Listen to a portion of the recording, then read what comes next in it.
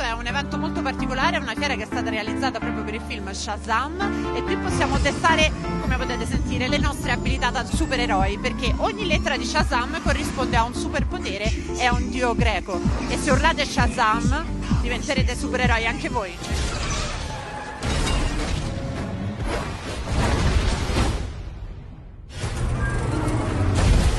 Hai visto? Sì, hai folgorato un autobus e quasi fatto una strage. E poi l'ho preso al volo!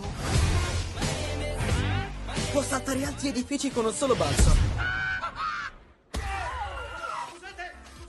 Watching the movie, there is a scene without spoiler, like in the end, there is this final epic battle, and there is a kid that is playing with the action figures, and he has the action figures of Batman and Superman. And when he saw you, Shazam, he basically threw the action figures away.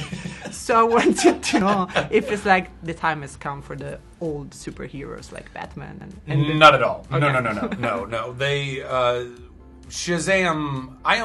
Literally, we all owe this character to Superman in a lot of ways. I mean, this character was called Captain Marvel. It still is called Captain Marvel by many people for 80 years now. And Captain Marvel in 1939 became a comic book because Fawcett Comics was copying DC Comics, or Action Comics, however you want to break it down.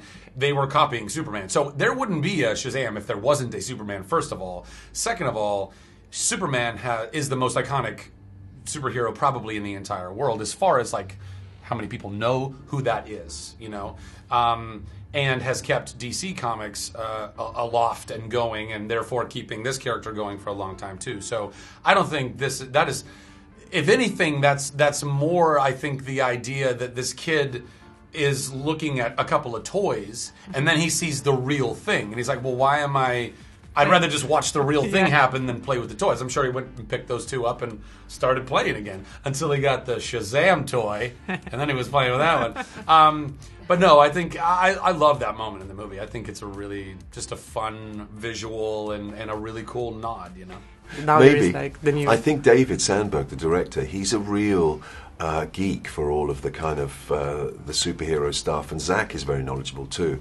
I've done my research and everything, but David really has his finger on the pulse, and there are a lot of Easter eggs, as they call them, in the movies, for people who want to see them, and the fans will know what they are. And one of those moments is obviously how ironic that there's a kid playing with Batman and Superman, and right outside his window there's a new battle going on. He's sort of like representing me in the movie, and just like, oh, I get to play with these superheroes, and they get to fight. And in this world, superheroes are real. So he's playing with action figures of people that really exist for him. So it's just a lot of fun. It's like playing with the actors and like. That's right. Yes. And when they're flying around like that, they are basically puppeteered by this team of stunt guys who put them in these rigs and like fly them around. So it is in some ways like playing with action figures, just on a much bigger scale.